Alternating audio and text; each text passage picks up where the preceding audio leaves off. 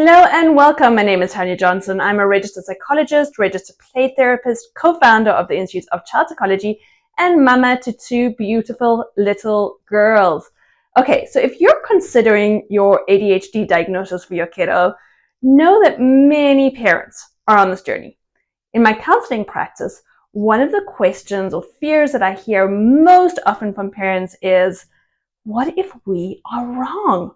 Why are so many children being diagnosed with ADHD? And it's not an unfounded fear. In 2022, the CDC reported that roughly 7 million children and teens were diagnosed with ADHD. That's a 1 million increase from 2016. That's a huge bump.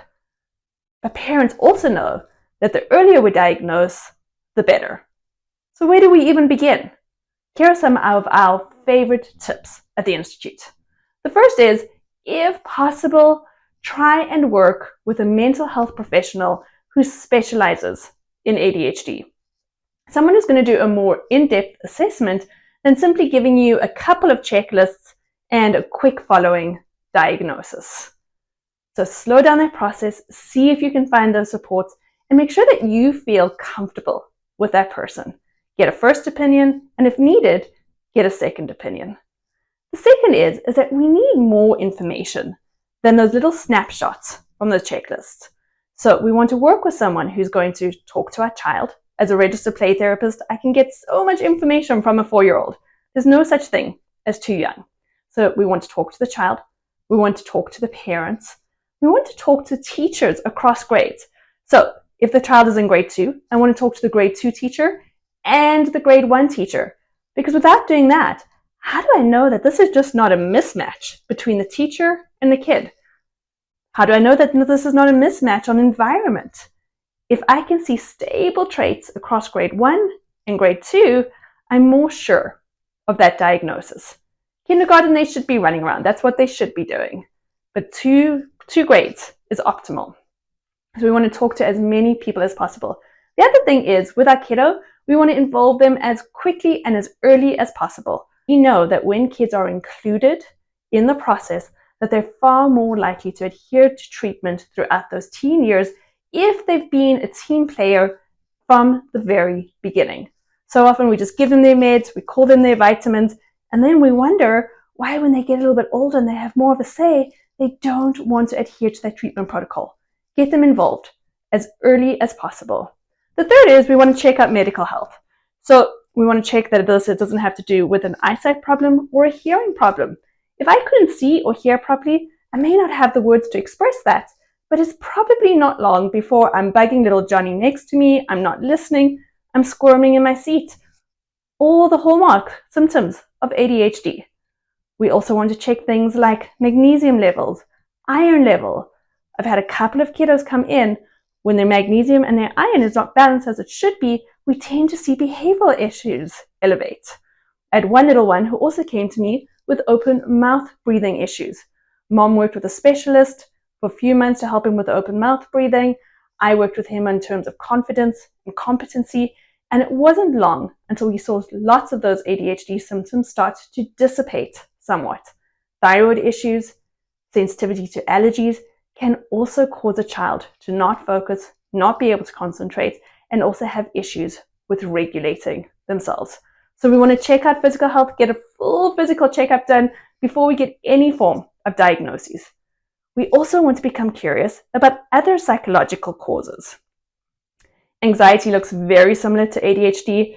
Restlessness, inability to focus, depression looks very similar to ADHD, inattentive type, slow to start, difficulty starting a task, almost as if our motor is slow. Stress is another biggie that we see, and probably one of the most prominent ones that I see in clinic, because it's not as easy to spot. Sometimes it's things that we don't even know, like nobody's playing with our child at recess, or they feel like their teacher doesn't like them, or they feel stressed by homework, or they're picking up on the stress between mom and dad. And all of these stresses makes it hard for them to do their work, to sit still, to act appropriately in class. And so often it means that we need to step back. We need to become curious about what's actually happening for a child underneath.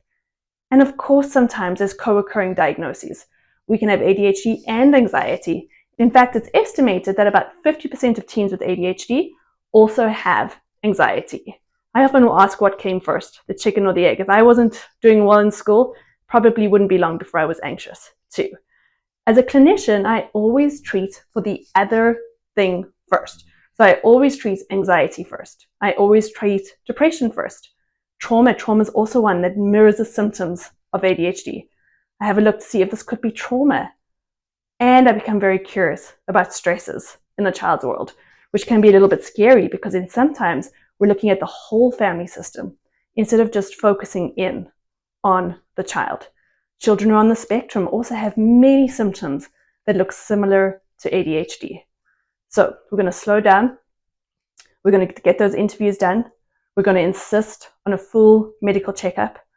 We're going to work with someone to figure out, is this actually something else that we're dealing with? Anxiety, depression, stress.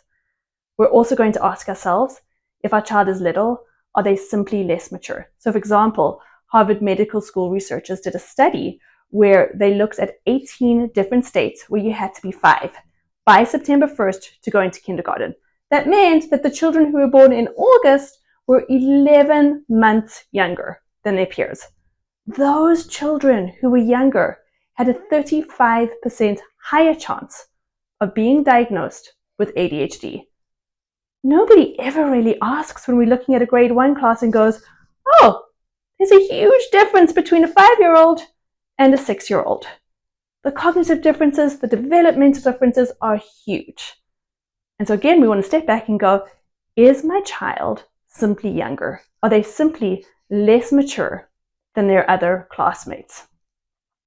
Another one that I often see too is that when children's lives are too busy, when they're waking up early, going to daycare, going to school, going to hockey, coming home, fighting about homework and bath time, watching technology, falling into bed, rinse and repeat, rinse and repeat. We have these little systems that are completely hijacked by cortisol, which again, looks just like ADHD. And so to everybody out there, to all the parents who are considering a diagnosis, what I'm hoping you hear from me today is slow down. You've got this. Don't get pushed by anyone. Get a first opinion. Get a second opinion. And when you're ready, move forward with your child and move forward in a really holistic way. For those of you who are interested, we have a full-length course on ADHD. I'll link it in the bio. Tammy, the other co-founder of the Institute of Child Psychology, and I also wrote a book, The Parenting Handbook, my favorite book. I've loved being here with you today. Make sure to tune in again. Thank you.